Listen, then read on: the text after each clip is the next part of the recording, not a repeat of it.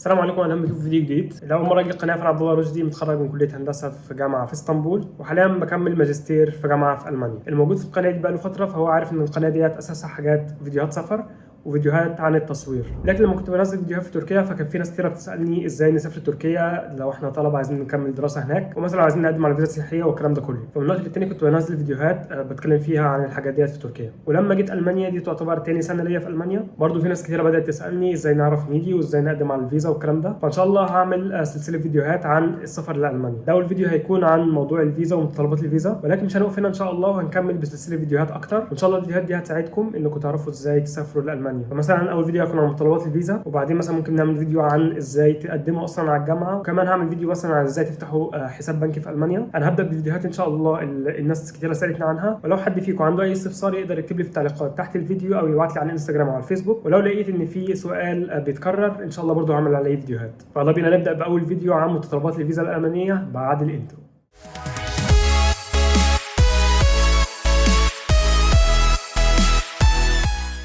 اول حاجه هتطلب منك في السفاره هي الباسبور. لازم يكون معاك الصوره، وكمان معاك الاصل بتاع الباسبور. الباسبور لازم يكون عليه التوقيع بتاعك، تقريبا في اول صفحه او ثاني صفحه بيبقى في مكان خانه تكتب فيها التوقيع بتاعك. وكمان انت محتاج يكون معاك صوره لكل صفحه مش فاضيه في الباسبور. تاني حاجه تحتاجها هي صوره بايومتريه، ودي لو رحت لاي استوديو قلت له انا عايز الصوره عشان اقدم على الفيزا الالمانيه، فهو هيعرفها وهيصورك عادي جدا. في السفاره هتحتاج صورتين، وما تكونش واخدهم قبل 3 شهور من موعد المقابله. ثالث حاجه تملى استماره موجوده على موقع السفاره الالمانيه، هحط لكم اللينك في الديسكربشن تحت الفيديو، تقدروا تنزلوا منها الاستماره وتملوها. رابع حاجه، لو انت مثلا مصري وقاعد في السعوديه وبتقدم من السعوديه، فلازم يكون معاك الاقامه السعوديه وصوره من الاقامه السعوديه، وكمان يكون معاك فيزا خروج عوده من والى السعوديه. خامس حاجه وندخل بقى في المهم، وهو قبول الجامعه او المعهد اللي انت رايح تدرس فيه. وهنا في كذا نقطه مهمه. لو انت رايح تدرس باللغه الانجليزيه، فانت لازم تجيب اثبات انك انت معاك لغه انجليزيه، مثلا شهاده الايلتس او شهاده التوفل. ولكن اذا انت رايح تدرس بالالماني، فلازم تجيب اثبات انك انت عندك لغه المانيه. مستوى اللغه اللي انت المفروض تبقى متعلمه بيختلف من جامعه للتانيه، فده هيبقى على حسب الجامعه اللي انت هتقدم عليها. ممكن الجامعه تبقى طالبه منك مثلا مستوى B1 لو انت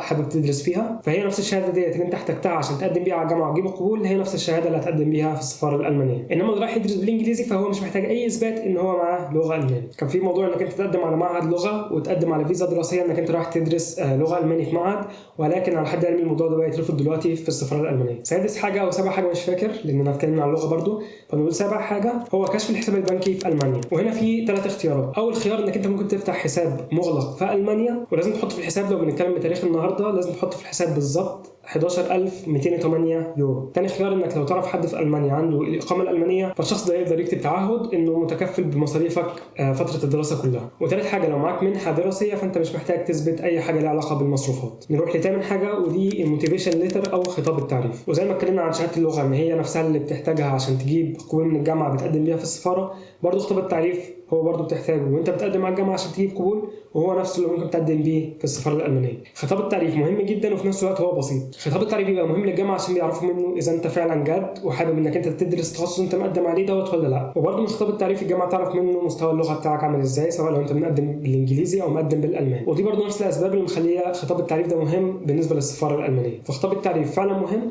ولو ورقك كله جاهز ممكن يجي لك رفض من الجامعه او من السفاره بسبب ان خطاب التعريف مش مكتوب بشكل كويس. تاسع حاجه السي في او السيره الذاتيه، وهنا انت بتكتب انت كنت بتدرس فين قبل كده او اشتغلت فين قبل كده، وكمان مثلا اللغات اللي انت بتعرف تتكلمها، وبرضه تكتب هواياتك او تكتب البرامج اللي انت بتعرف تستعملها على الكمبيوتر وحاجات زي كده. 10 حاجه الشهادات الاصليه بتاعتك وصور منها. فانت لو رايح مثلا تكمل بكالوريوس، فانت معاك شهادات الثانويه العامه، تاخد الاصول وتعمل منها صور وتروح بيها السفاره الالمانيه. ولو مثلا رايح ماجستير، فانت معاك شهادات البكالوريوس، وكمان ممكن تجيب معاك شهادات الثانويه العامه، برضه الاصول وصور منها وتديها للسفاره الالمانيه. ولو المقابله مشيت صح فهياخدوا منك الاصول وهرجعوها لك ان شاء الله لما تيجي تستلم الباسبور بتاعك. باقي 5 حاجات نقولهم بسرعه كده. اولهم لو انت بتشتغل فبتجيب خطاب من جهه العمل. ثاني حاجه تجيب صور من اقامات او بطايق كل حد في الاسره. ثالث حاجه لو انت اقل من 18 سنه، ففي خطاب لازم اهلك يملوه ويوقعوا عليه، وده بتحتاجه برضه في موعد السفاره. برضه هسيب لكم اللينكات في الديسكربشن تحت الفيديو. رابع حاجه، ولو كل حاجه مشيت تمام ان شاء الله، ففي مبلغ 75 يورو بتدفعهم للسفاره، لازم يكون كاش، ما ينفعش تدفع بالفيزا. خامس حاجه واخر حاجه،